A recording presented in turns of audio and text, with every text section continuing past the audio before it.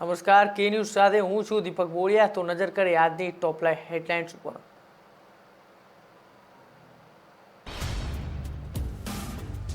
વડાપ્રધાન નરેન્દ્ર મોદીએ આજે આવાસ યોજના ગ્રામીણ અંતર્ગત ઉત્તર પ્રદેશના 6.1 લાખ લોકોને 2691 કરોડ રૂપિયા સહાયની રકમ રિલીઝ કરી હતી। તેમાં 5.30 લાખ લોકોને પ્રથમ હપ્તો જ્યારે 80,000 લોકોને બીજા હપ્તાની સહાયની જાહેરાત કરવામાં આવી હતી।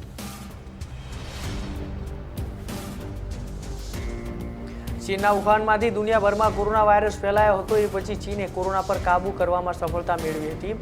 આમ છતાં હજી પણ કોરોનાના કેસ સમયાંતરે સામે આવી રહ્યા હોવાથી ચીનની સરકાર પરેશાન છે।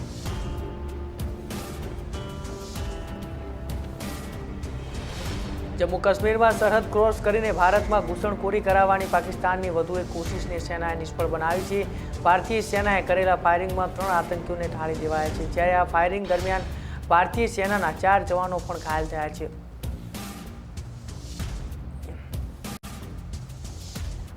આખી દુનિયામાં તબાહી મચાવનાર કોરોના વાયરસની ભયંકરતા અંગે ચીનના વુહાન શહેરના ડોક્ટરોએ જાણકારી આપી હતી, પણ સરકારે તેમને મોઢું બંધ રાખવાની તાકીદ કરી હોવાનો ખુલાસો એક ડોક્યુમેન્ટરીમાં થયો છે।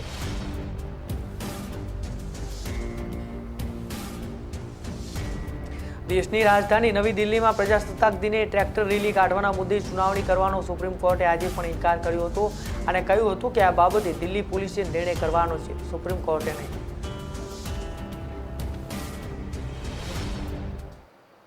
નમસ્કાર, કે ન્યૂઝ સાથે હું છું દીપક। તો સમાચારો જોઈએ વિગતવાર।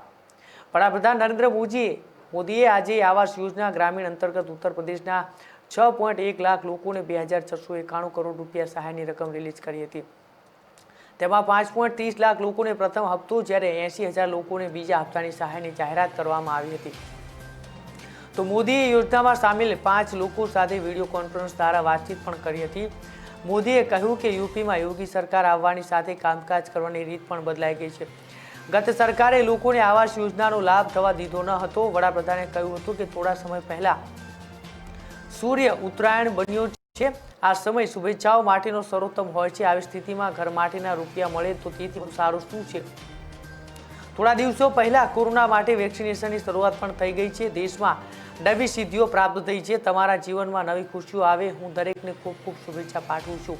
તો પ્રધાનમંત્રી આવાસ યોજનાએ ગરીબ લોકોને વિશ્વાસ આપ્યો છે કે જો આજે નહીં તો આવતીકાલે પણ મારું ઘર બની શકે છે।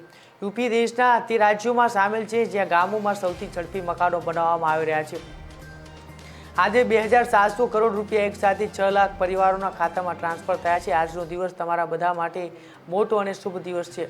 હું તે અનુભવી શકું છું। આ ધારા ગરીબો માટે વધુ કામ કરવાની પ્રેરણા છે। તો પીએમજીના ક્ષેત્રમાં આવતા મેદાનીય વિસ્તારોના લોકો માટે મકાનો બનાવવા માટે રૂપિયા 1.20 લાખ, જ્યારે પર્વતીય વિસ્તારો, ઉત્તર પૂર્વ રાજ્યો, જમ્મુ કાશ્મીર અને લદ્દાખ જેવા વિસ્તારોના લોકોને 1.30 લાખ રૂપિયા સહાય આપવામાં આવે છે। તેમજ મહાત્મા ગાંધી રાષ્ટ્રીય ગ્રામીણ રોજગાર ગેરંટી યોજના દ્વારા રોજગાર અને સ્વચ્છ ભારત મિશન ગ્રામીણ અંતર્ગત શૌચાલય બનાવવા માટે 12,000 રૂપિયાની સહાય આપવામાં આવે છે। તો ચીનના વુહાનમાંથી દુનિયાભરમાં કોરોના વાયરસ ફેલાયો હતો। એ પછી ચીને કોરોના પર કાબૂ કરવામાં સફળતા મેળવી હતી। આમ છતાં હજી પણ કોરોનાના કેસ સમયાંતરે સામે આવી રહ્યા હોવાથી ચીનની સરકાર પરેશાન છે। તો મળતી વિગતો પ્રમાણે કોરોનાના કેટલાક નવા કેસ સામે આવ્યા બાદ ચીનની રાજધાની બીજિંગમાં 5 વિસ્તારોમાં લોકડાઉન લાગુ કરાયું છે। 16 લાખ લોકોને બીજિંગ છોડવાની મનાઈ ફરમાવવામાં આવી છે। સરકારે બીજિંગની સબવે ટ્રેન સુવિધા બંધ કરી દીધી છે। તો અધિકારીઓનું કહેવું છે કે 10 ડિસેમ્બર પછી જેઓ પણ બીજિંગમાં આવ્યા છે તે તમામ લોકોની મેડિકલ તપાસ કરવામાં આવશે। ઉલ્લેખનીય છે કે ચીનમાં મંગળવારે કોરોનાના 118 નવા કેસ સામે આવ્યા હતા, જ્યારે આજે 103 કેસ નોંધાયા છે। આ પૈકીના 7 કેસ બીજિંગમાં છે। જે વિસ્તારમાં આ કેસ સામે આવ્યા છે ત્યાંના લોકો પર પ્રતિબંધો લાગુ કરવામાં આવ્યા છે। ઉપરાંત આ વિસ્તારોમાં 50થી વધુ લોકોના ભેગા થવા પર પ્રતિબંધ મુકાયો છે। લગ્ન સમારોહ સ્થગિત કરવાનો આદેશ અપાયો છે।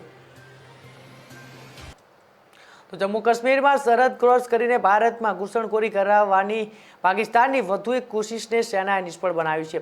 ભારતીય સેનાએ કરેલા ફાયરિંગમાં 3 આતંકીઓને ટાળી દેવાયા છે, જ્યારે આ ફાયરિંગ દરમિયાન ભારતીય સેનાના 4 જવાનો પણ ઘાયલ થયા છે। સૂત્રોએ કહ્યું હતું કે પાકિસ્તાની સેનાએ આતંકીઓને ઘૂસણખોરી કરાવવા માટે અખનૂર સેક્ટરમાં મંગળવારની સાંજથી ભારે ફાયરિંગ શરૂ કર્યું હતું। જેમાં ભારતીય સેનાના 4 જવાનો ઘાયલ થયા હતા. જોકે વળતી કાર્યવાહીમાં સેનાના જવાનોએ 3 આતંકીઓને ઠાળી દીધા હતા. તો સૂત્રોનું કહેવું છે કે માર્યા ગયેલા આતંકીઓની લાશો પાકિસ્તાન તરફની સરહદમાં પડી છે અને ભારતીય સેનાના જવાનોની બીકે હજી સુધી પાકિસ્તાને આ મૃતદેહો ઉઠાવવાની હિંમત પણ કરી નથી. તો નવા વર્ષમાં પાકિસ્તાને શસ્ત્ર વિરામનો મોટા પાયે ભંગ કર્યો હોય તેવો આ પહેલો કિસ્સો છે. તો આખી દુનિયામાં તબાહી મચાવનાર કોરોના વાયરસની ભયંકરતા અંગે ચીનના વુહાન શહેરના ડોક્ટરોને જાણકારી હતી, પણ સરકારે તેમને મોઢું બંધ રાખવાની તાકીદ કરી હોવાનો ખુલાસો એક ડોક્યુમેન્ટરીમાં થયો છે. બ્રિટિશ મીડિયાના અહેવાલ પ્રમાણે સ્ટિંગ ઓપરેશનમાં વુહાનના કેટલાક ડોક્ટરોએ કબૂલ્યું હતું કે ચીનમાં ડિસેમ્બર 2019થી વુહાન શહેરમાં વાયરસ ફેલાવાની શરૂઆત થઈ ગઈ હતી અને આ વાયરસ માણસ થકી બીજા માણસમાં ફેલાશે તે વાતમાં કોઈ સંદેહ નહોતો. એ પછી 5 જાન્યુઆરીથી બીજા 12 દિવસ ઝડપથી તેનું સંક્રમણ ફેલાયું હતું. આમ છતાં ચીને આ મુદ્દે કોઈને જાણકારી આપી નહોતી, કારણ કે સરકારે ડોક્ટરોને આ અંગે ચૂપ રહેવાનું કહ્યું હતું. કેમેરા પર એક ડોક્ટર બોલતા સંભળાય છે કે અમને કહેવામાં આવ્યું હતું કે કશું બોલવાનું નથી. હોસ્પિટલોને પણ આ જ પ્રકારનો આદેશ આપવામાં આવ્યો હતો. તો જાણકારોનું માનવું છે કે જો ચીન પહેલેથી આ મુદ્દે પારદર્શક રહ્યું હોત તો વાયરસની શરૂઆતમાં જ રોકી શકાયો હોત. તો દુનિયાને પણ ઝડપથી તેની જાણકારી મળી હોત અને વાયરસને રોકવા માટેના પગલાં ઝડપથી લઈ શકાયા હોત. તો દેશની રાજધાની નવી દિલ્હીમાં પ્રજાસત્તાક દિને ટ્રેક્ટર રેલી કાઢવાના મુદ્દે સુનાવણી કરવાનો સુપ્રીમ કોર્ટે આજે પણ ઇનકાર કર્યો હતો અને કહ્યું હતું કે આ બાબતે દિલ્હી પોલીસે નિર્ણય કરવાનો છે, સુપ્રીમ કોર્ટે નહીં. સુપ્રીમ કોર્ટે કેન્દ્ર સરકારને એવી સૂચના આપી હતી કે ટ્રેક્ટર મુદ્દે કરેલી અરજી પાછી ખેંચી લો. છેલ્લા 56 દિવસથી દિલ્હીના સીમાડે અડ્ડો જમાવી બેઠેલા હજારો કહેવાતા ખેડૂતોએ 26મી જાન્યુઆરીએ પ્રજાસત્તાક દિન પરેડ યોજાઈ રહી હોય ત્યારે ટ્રેક્ટર રેલી કાઢવાની ધમકી ઉચ્ચારતા દિલ્હી પોલીસ અને કેન્દ્ર સરકાર બંને ચોંકી ઉઠ્યા હતા. આ બાબતે સુપ્રીમ કોર્ટમાં અરજી કરવામાં આવી હતી કે સુપ્રીમ કોર્ટ આ ટ્રેક્ટર રેલી બાબતે કોઈ આદેશ આપે. આજે સુપ્રીમ કોર્ટે સતત બીજી વાર આ મુદ્દે કંઈ કહેવાનો ઇનકાર કર્યો હતો. Chief justice S A. Bobde, justice L Nageswara Rao અને જસ્ટિસ વિનીત સરનની બનેલી બેન્ચે કહ્યું હતું કે અમે ટ્રેક્ટર રેલી અંગે કોઈ આદેશ આપી શકીએ એમ નથી. તો તમને અરજી પાછી ખેંચવી હોય તો અમે પરવાનગી આપીએ છીએ. આમ હવે આ મુદ્દો ફરી કેન્દ્ર સરકાર અને ખેડૂતો વચ્ચેનો થઈ ગયો છે. ખેડૂતો પોતાની જીદ પર અડગ છે અને સરકાર પોતાની જીદ પર મક્કમ છે.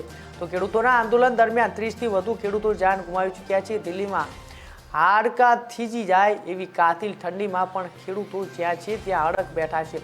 ખેડૂતો માટે પ્લાસ્ટિકના તંબુ, હરતા ફરતા શૌચાલયો, બંને સમય જમાડતું લંગર, ચા પાણી અને જીવન જરૂરિયાતની ચીજો મફત આપતું કિસાન મોલ હોવાથી ખેડૂતોને કોઈ તકલીફ નથી. તો એ લોકોએ તો એવી ચેતવણી આપી હતી કે અમે 2024ની સંસદીય ચૂંટણી સુધી અહીં બેસી રહેવા તૈયાર છીએ.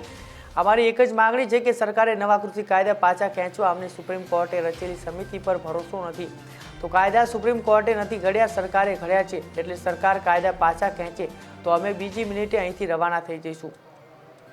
તો સરકારની મનોદશા સમજી શકાય એવી છે. સરકાર માને છે કે એકવાર કોઈ કાયદો પાછો ખેંચવામાં આવે તો બીજી વાર બીજા કોઈ કાયદા પાછા ખેંચવા માટે આવું દબાણ થઈ શકે છે. તો 2020ના ફેબ્રુઆરીમાં નાગરિકતા અંગેના નવા કાયદા અને નાગરિકતાના રજિસ્ટર અંગે આવું જ આંદોલન થયું જે હિંસક નીવડ્યું હતું. અત્યારે કેન્દ્ર સરકાર માને છે કે કૃષિ કાયદા પાછા ખેંચવામાં આવે તો આવતીકાલે નાગરિકતા અંગેનો કાયદો રદ કરાવવા માટે આવું આંદોલન થઈ શકે છે. તો એક જૂથ દ્વારા એવો પણ આક્ષેપ થયો હતો કે કહેવાતા ખેડૂતોના નામે ખરેખર ખેડૂતોના પસીનાને વટાવી ખાતા દલાલો અને ખાલિસ્તાની આતંકવાદ જેવા પરિબળો આ આંદોલનને કબજે કરી બેઠા છે. અમેરિકાના રાષ્ટ્રપતિ ડોનાલ્ડ ટ્રમ્પ 45મા રાષ્ટ્રપતિ પદ માટે યોજાયેલી ચૂંટણી હારી ગયા બાદ રાષ્ટ્રપ્રમુખ પદ છોડતા પહેલા 19 મિનિટનું વિદાય ભાષણ આપ્યું હતું, જેમાં તેમણે થોડા દિવસ અગાઉ કેપિટલ ભવનમાં થયેલી હિંસા પોતાની ઉપલબ્ધિનો ઉલ્લેખ કર્યો હતો. ટ્રમ્પે કેપિટલ ભવનમાં થયેલી હિંસાને અમેરિકી મૂલ્યોની વિરુદ્ધનું ગણાવ્યું હતું. ટ્રમ્પે કહ્યું હતું કે કેપિટલ ભવન પર હિંસાથી દરેક અમેરિકી ભયભીત હતો. તો રાજનીતિક હિંસાથી તમામ મૂલ્યો પર હુમલો છે જે મૂલ્યોને આપણે જીવીએ છીએ. આ ક્યારેક ચલાવી ન શકાય. હવે આપણે અગાઉથી વધુ સાથે મળીને રહેવાનું છે. અમેરિકી રાષ્ટ્રપતિ ડોનાલ્ડ ટ્રમ્પે પોતાની ફેરવેલ સ્પીચ દરમિયાન ચીનનો પણ ઉલ્લેખ કર્યો અને કહ્યું કે અમે ચીન સાથે ઐતિહાસિક વેપાર કરાર કર્યો હતો, જે સાથે જ નવી સમજૂતીઓ પણ કરી. આપણી વ્યાપાર નીતિ ઝડપથી બદલતી ગઈ છે, જેના કારણે અરબો રૂપિયાઓ અમેરિકાને મળ્યા હતા, પરંતુ કોરોના વાયરસે આપણને બીજી દિશામાં વિચારવા માટે મજબૂર કર્યા હતા. તો ડોનાલ્ડ ટ્રમ્પે કહ્યું હતું કે આપણે બધાએ અમેરિકાને ફરીથી મહાન બનાવવા માટે એક મિશન શરૂ કર્યું. અમે દુનિયાના ઇતિહાસમાં સૌથી મોટી અર્થવ્યવસ્થાનું નિર્માણ કર્યું છે. તેમણે વધુમાં કહ્યું હતું કે તેઓને દશકો બાદ એવા પહેલા રાષ્ટ્રપતિ હોવા પર ગર્વ છે કે જેઓએ કોઈ નવી લડાઈ શરૂ કરી નથી. તેમણે કહ્યું કે મને દાયકાઓ બાદ એવા રાષ્ટ્રપતિ હોવાનો ગર્વ છે જેણે કોઈ નવું યુદ્ધ શરૂ નથી કર્યું. કેપિટલ હિંસા પર તેમણે કહ્યું કે હુમલાથી તમામ અમેરિકી નાગરિક ભયભીત હતા. તો ફ્રાન્સની એનર્જી કંપની ટોટલ ગ્રુપે અદાણી જૂથની કંપની અદાણી ગ્રીન એનર્જી લિમિટેડમાં 20% હિસ્સો ખરીદવા એક કરાર કર્યો છે. આ હિસ્સો ખરીદવા ટોટલ જૂથ અદાણીને $2.5 અબજ ચૂકવશે. બંને કંપનીઓ દ્વારા જારી એક સંયુક્ત નિવેદનમાં કહેવાયું છે કે આ સોદાથી ફ્રાન્સના પેરિસ સ્થિત ટોટલ ગ્રુપને દુનિયાના સૌથી મોટી સૌર ઉર્જા ઉત્પાદક કંપનીમાં હિસ્સો મળશે. તો આ સાથે 2.35 ગીગાવોટની સૌર સંપત્તિમાં પણ 50% હિસ્સો મળશે. આ પહેલા ટોટલ જૂથે 2018માં અદાણીની શહેરી ગેસ વિતરણ ફર્મ અદાણી ગેસ લિમિટેડમાં પણ 37.4% હિસ્સો ખરીદ્યો હતો. આ ઉપરાંત ટોટલ જૂથે ઓડિશા સ્થિત અદાણીની નિર્માણાધીન થામરા LNG પરિયોજનામાં પણ 50% હિસ્સો હાંસલ કર્યો હતો. તો ઉપરોક્ત સંયુક્ત નિવેદનમાં કહેવાયું છે કે ટોટલ જૂથ ઓઇલ બિઝનેસ પરની નિર્ભરતા ઘટાડવા માંગે છે અને વીજળી તથા નવીનીકરણ ઉર્જામાં રોકાણ વધારી રહ્યું છે. ટોટલ જૂથનું લક્ષ્ય 7 ગીગાવોટ નવીનીકરણ ઉર્જા ઉત્પાદન ક્ષમતા વધારીને 2025 સુધી 35 ગીગાવોટ કરવાનું છે.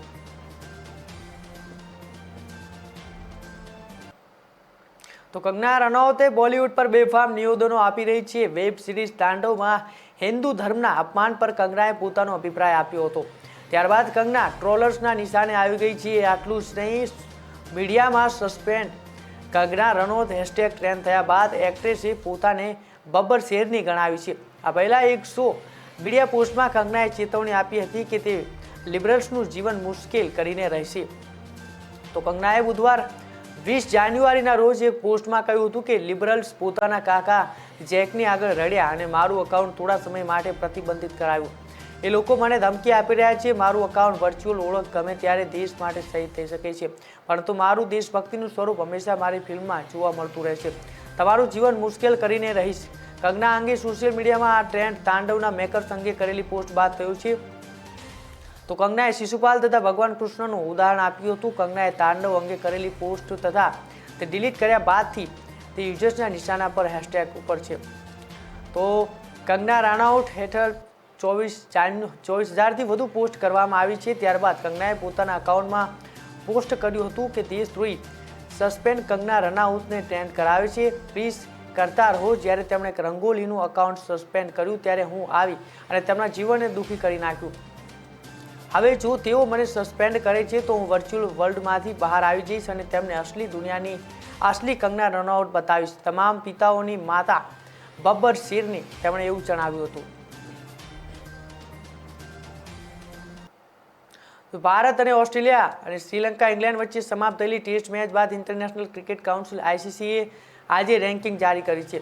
પેટર્નિટી લીવ પર ગયેલા કપ્તાન વિરાટ કોહલી એક સ્થાનના નુકસાન સાથે બેટ્સમેન રેન્કિંગમાં ચોથા ક્રમે આવી ગયા છે. કેન વિલિયમસન, સ્ટીવ સ્મિથ અને માર્નસ લબુશેન અનુક્રમે પહેલા, બીજા અને ત્રીજા સ્થાને છે. તો બ્રિસ્બેન ટેસ્ટમાં 5મા દિવસે તોફાની બેટિંગ કરનાર ઋષભ પંત બેટ્સમેન રેન્કિંગમાં ઘણો ઉપર આવી ગયો છે. મેન ઓફ ધ મેચ તરીકે પસંદ થયેલા પંતને 13 સ્થાનનો ફાયદો થયો છે. 89 રનની ઇનિંગ્સ રમ્યા બાદ બેટ્સમેન રેન્કિંગ 13મા ક્રમે આવી ગયો છે. ભારત, ઓસ્ટ્રેલિયા અને શ્રીલંકા ઇંગ્લેન્ડ વચ્ચે સમાપ્ત થયેલી ટેસ્ટ મેચ બાદ ઇન્ટરનેશનલ ક્રિકેટ એ આજે રેન્કિંગ જારી કરી છે. પેટર્નિટી લીવ પર ગયેલા કપ્તાન વિરાટ કોહલી એક સ્થાનના નુકસાન સાથે બેટ્સમેન રેન્કિંગમાં ચોથા ક્રમે આવી ગયા છે. તો કેન વિલિયમસન, સ્ટીવ સ્મિથ અને માર્નસ લબુશેન અનુક્રમે પહેલા, બીજા અને ત્રીજા સ્થાને છે. બ્રિસ્બેન ટેસ્ટમાં 5મા દિવસે તોફાની બેટિંગ કરનાર ઋષભ પંત બેટ્સમેન રેન્કિંગમાં ઘણો ઉપર આવી ગયો છે. મેન ઓફ ધ મેચ તરીકે પસંદ થયેલા પંતને 13 સ્થાનનો ફાયદો થયો છે. 89 રનની ઇનિંગ્સ રમ્યા બાદ બેટ્સમેન રેન્કિંગ 13મા ક્રમે આવી ગયો છે.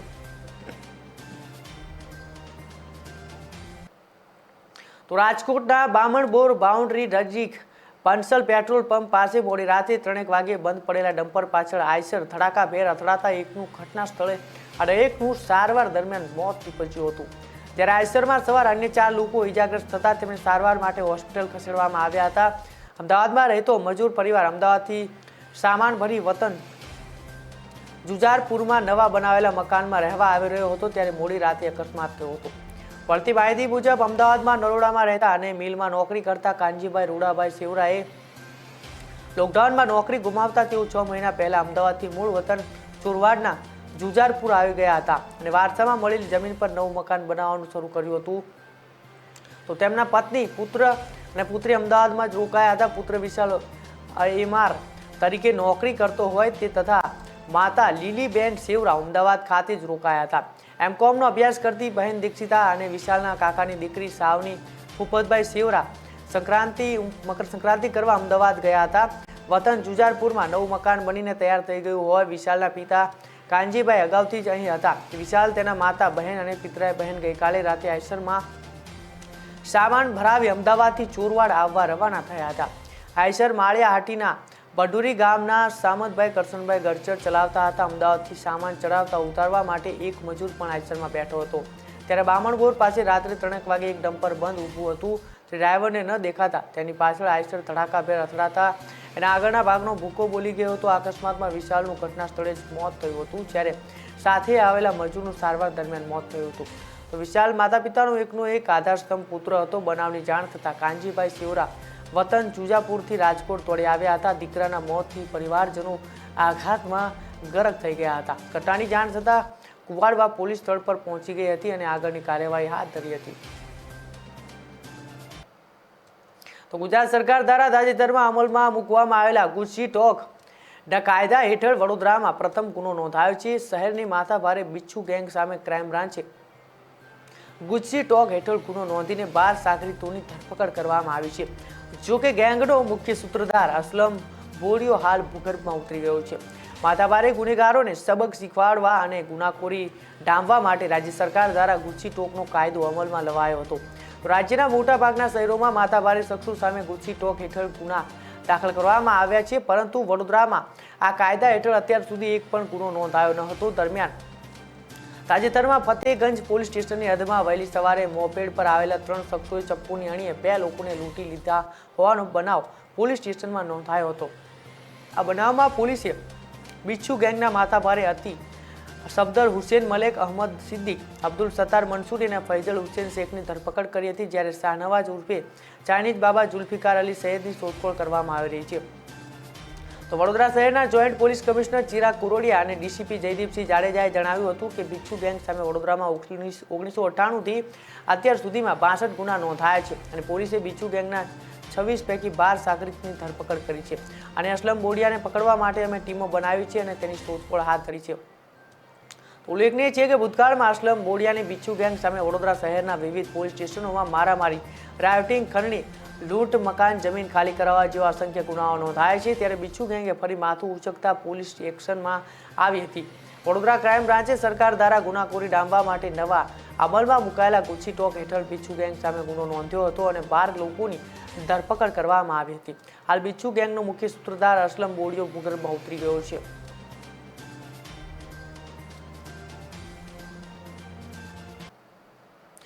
તો સમય થયો છે એક વિરામનો. મળીએ વિરામ બાદ.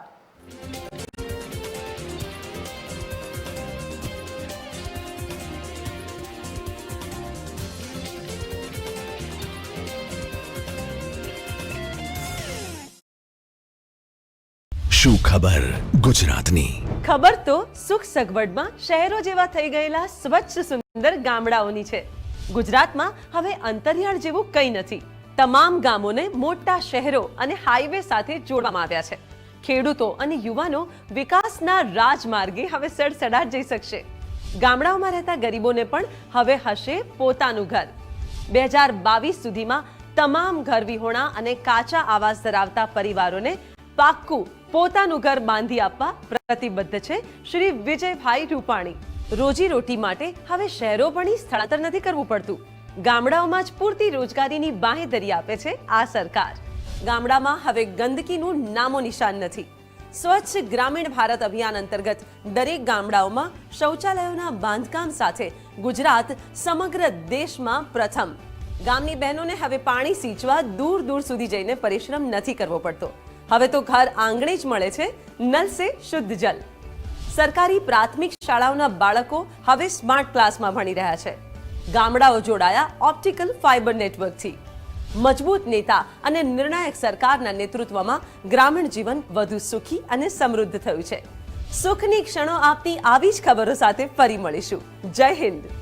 શું ખબર ગુજરાતની.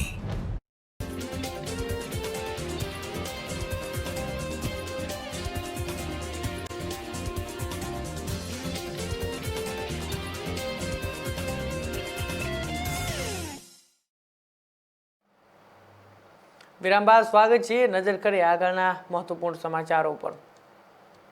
તો કોરોના ગાઈડલાઇન્સનું નેતાઓ જ પાલન ન કરતા હોવાનું સામે આવી રહ્યું છે. ત્યારે સુરતના વરાછા વિસ્તારમાં આવેલા યોગી ચોક ખાતેના સરદાર ફાર્મમાં ભોજન સમારંભનું આયોજન કરવામાં આવ્યું હતું.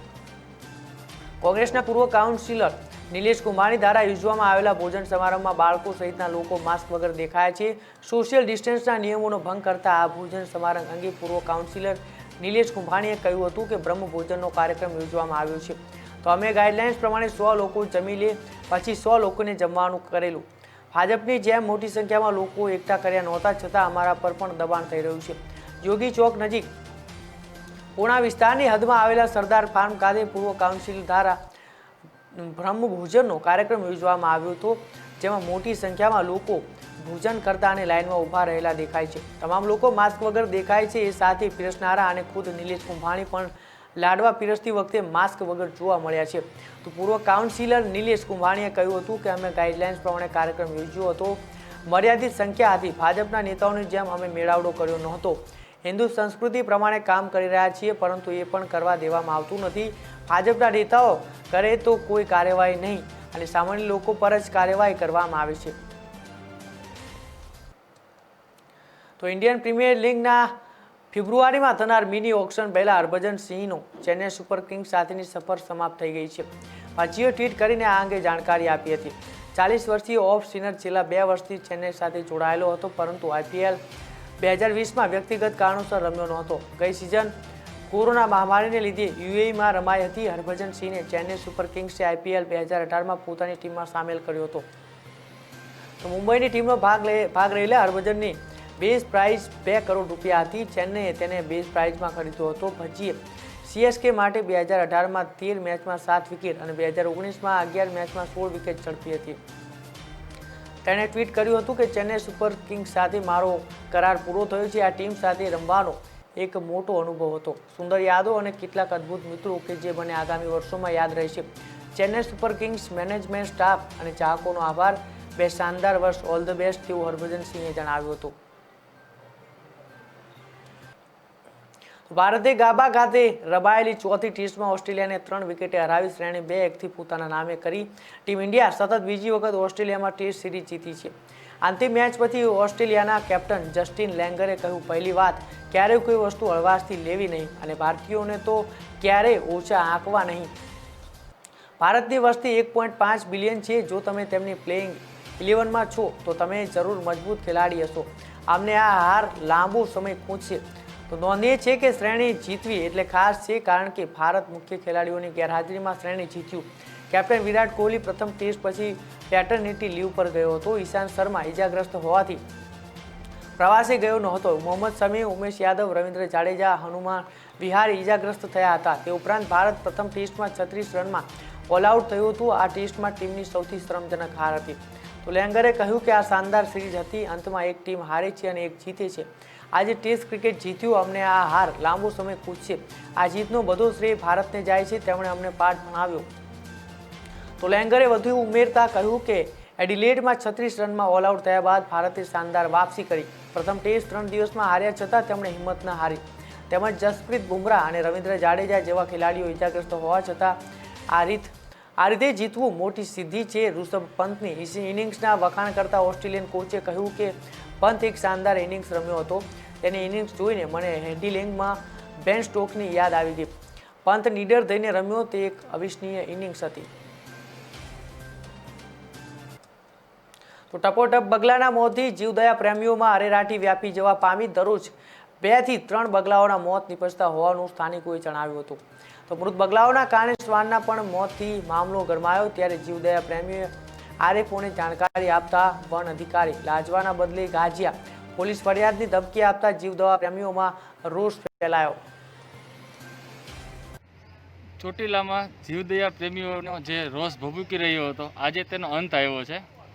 10 જાન્યુઆરીએ ચાલુ થયેલું કરુણા અભિયાન આજે 20 જાન્યુઆરીએ પૂર્ણ થવાના આરે હતું અને અમે ઘણા બધા રાજી હતા કે આપણે કોઈ એવો અનિચ્છનીય બનાવ નથી બન્યો. ભૂતકાળમાં જે ઉત્તરાયણના દિવસે બન્યું અને જે 4 કલાક બર્ડ હેલ્પલાઇન બંધ રહી તેનાથી બહુ દુઃખ હતું, પણ વન ખાતાની કામગીરી પણ સારી હતી, એટલા માટે અમે જે છે ઇગ્નોર કરીને એને સહકાર આપેલો. આજે 20 જાન્યુઆરી 2021ના રોજ ચોટીલામાં આવેલ ગાંધીબાગ વિસ્તારમાં બગલા મરી ગયા હોય એવા મેસેજ મળતા હું તાત્કાલિક અહીંયા આવેલો અને અહીંયાથી અમે આરએફઓને જાણ કરેલ કે અહીંયા આવી રીતનો બનાવ બનેલ છે. ત્યારે ચોટીલાના આરએફઓ JM સરવૈયા પોતે મહિલા આરએફઓ છે અને જવાબદારીની ગંભીરતા સમજવાને બદલે મારી ઉપર આરોપ લગાવવામાં આવ્યો હતો કે મારા માણસો ત્યાં હાજર જ છે, તમે અમને ગેરમાર્ગે દોરી રહ્યા છો, હું તમારી વિરુદ્ધમાં પોલીસ સ્ટેશનમાં ફરિયાદ કરું છું. જ્યારે હકીકત એવી છે કે ચોટીલા ગાંધીબાગ વિસ્તારની અંદર જ્યાં અહીંયા મોટા મોટા વૃક્ષો છે ત્યાં દરરોજ 2 થી 3 બગલા મરી રહ્યા છે. અહીંના જે કર્મચારી, નગરપાલિકાના કર્મચારી છે એમના કહેવા પ્રમાણે અહીંયા 2 થી 3 બગલા મરી રહ્યા છે અને એ બગલાને જે કૂતરાઓ ખાય છે તો 4 કૂતરાઓ પણ મરી ગયા છે. આવી ગંભીર ઘટનાની નોંધ લેવાને બદલે લાજવાની બદલે ગાજવાનું કામ ચોટીલા આરએફઓ કરી રહ્યા છે અને મને એક સામાજિક કાર્યકર, હું પોતે પત્રકાર છું, મને ધમકાવવાનો પ્રયત્ન કરે છે અને મારી વિરુદ્ધ પોલીસ ફરિયાદ કરવાની ધમકી પણ આપે છે. તો અત્યારે સમાચારોમાં આટલું જ. વધુ સમાચાર માટે જોતા રહો કે ન્યૂઝ. નમસ્કાર.